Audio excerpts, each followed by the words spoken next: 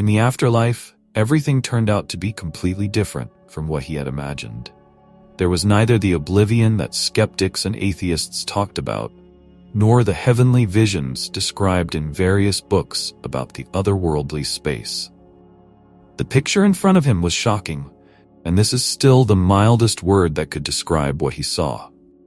All it meant was that everything they said about life after death was a complete lie. It wasn't like that at all.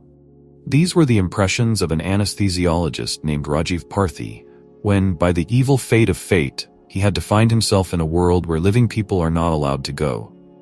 What did he see there? Why did it scare him so much? And how did he get a second chance at life? Like most doctors who are familiar with human physiology and know all the mechanisms of our body, Rajiv Parthi was an absolute skeptic.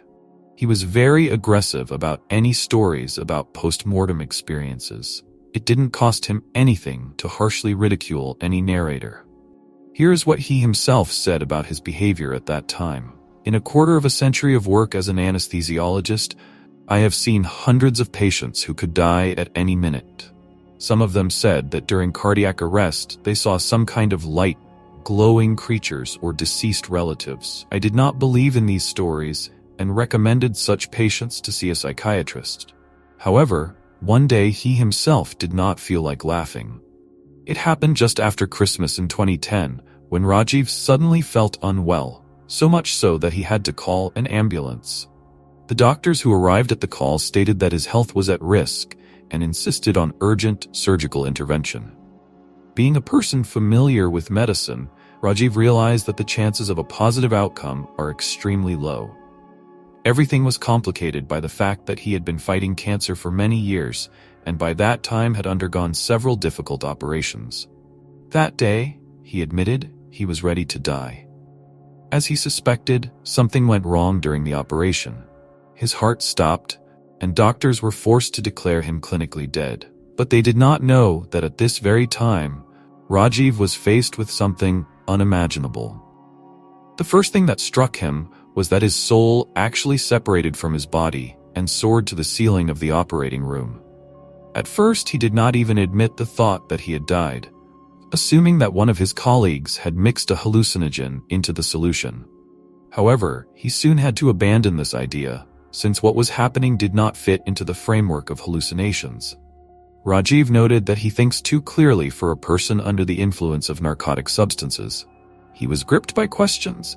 How does he even think? How can he hear and see what's going on around him? This caused irritation, because what was happening was destroying his usual picture of the world.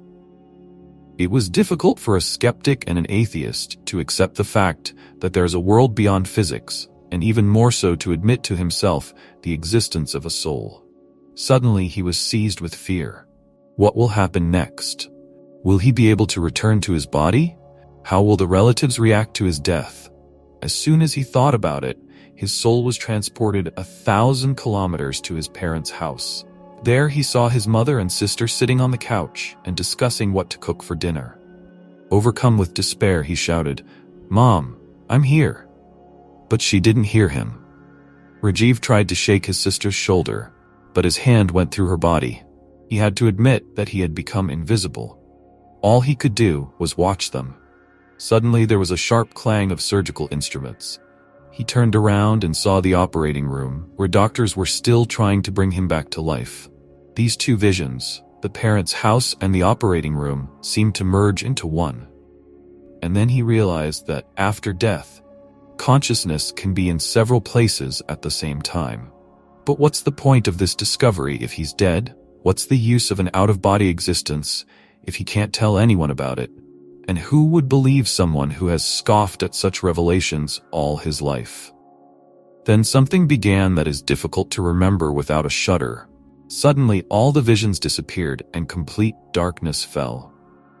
For a brief moment, Rajiv Parthi even thought that he was returning to his body, but it turned out not to be so. With horror, he discovered how something terrible was coming at him from the depths of darkness with incredible speed. He couldn't figure out what it was, but he felt a wild fear. The phenomenon was accompanied by thunderclaps, which made his soul tremble in panic. Suddenly, an invisible cold wind picked him up and carried him to the edge of the fiery abyss. Terrified, he tried to move away, but some force pushed him to the edge, as if about to throw him into a flaming abyss. He had never felt such fear before. Rajiv desperately asked himself the questions. Where is the light tunnel? Where are the angels who are supposed to greet the dead? Where are those rosy places that his patients talked about? Everything turned out to be a lie. After death, there is only darkness and an abyss that can incinerate the soul. It seemed that nothing could be worse. But suddenly a metallic mocking voice rang out. You've never loved anyone. Rajiv looked around, but saw no one.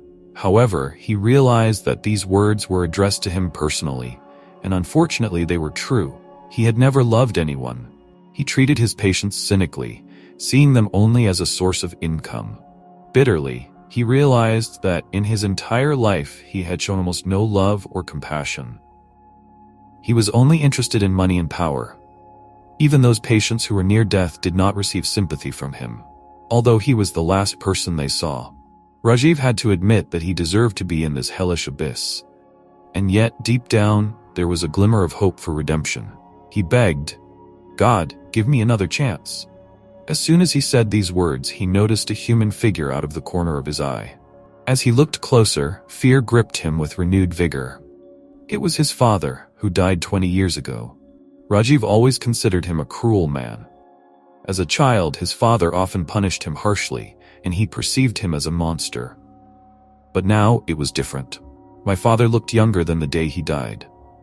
The most amazing thing is his eyes. They shone with wisdom and love.